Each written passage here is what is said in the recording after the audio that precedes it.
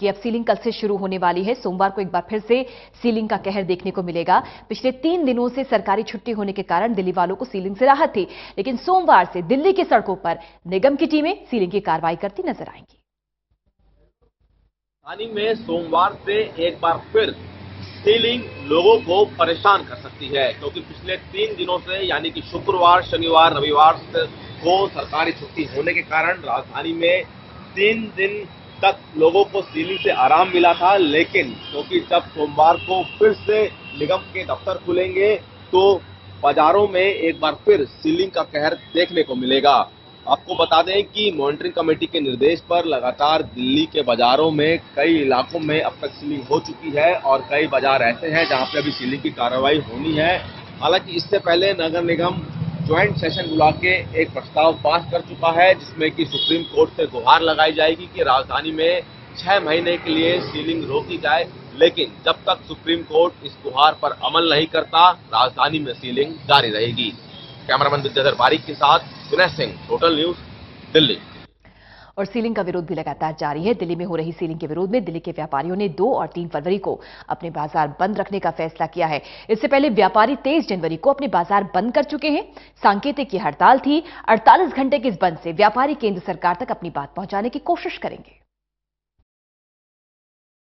Ceiling के विरोध में एक बार फिर दिल्ली के बाजार 48 घंटे के लिए बंद रहेंगे। दिल्ली के व्यापारियों ने तय किया है कि आने वाली 2 और 3 फरवरी को तमाम बाजारों को बंद रखा जाएगा। इससे पहले भी दिल्ली के व्यापारी 24 घंटे के लिए 23 जनवरी को अपने बाजारों को बंद कर चुके हैं। व्यापारियों की लगातार मांग है कि जिस तरह से दिल्ली में सीलिंग हो रही है और बिना किसी नोटिस के ये सीलिंग की जा रही है, साथ साथ व्यापारियों का ये भी कहना है कि एक्ट में बदलाव की बात की जा रही है और लगातार व्यापारी ये भी कह रहे हैं कि जो पार्लियामेंट का सेशन शुरू होने वाला है उसमें ऑर्डिनेंस लाकर व्यापारियों को राहत दिलानी चाहिए। और इसी को लेकर अपनी बातों को आगे रखने के लिए व्यापारियों ने तय किया है कि 2 और 3 फरवरी को 48 घंटे के लिए बाजार बंद रखे जाएंगे।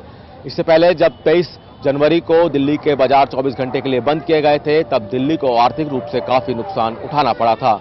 कैमरामैन विद्याधर बारिक के साथ विनय सिंह, टोटल न्यूज, दिल्ली। और बीजेपी ने संसद में सीलिंग के मुद्दे को उठाने की घोषणा की है।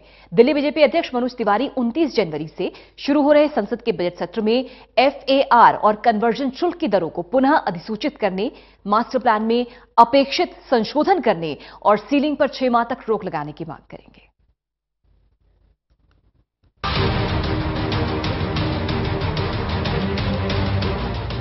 दिल्ली के सबसे बड़े संकट यानी सीलिंग की गूंज अब संसद में सुनाई देगी।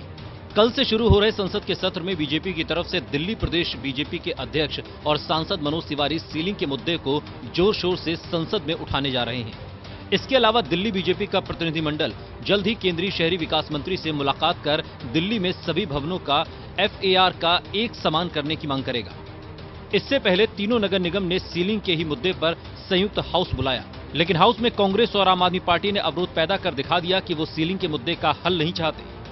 दिल्ली में सीलिंग के खिलाफ व्यापारियों द्वारा बुलाए गए 48 घंटे के बंद का बीजेपी ने समर्थन किया है।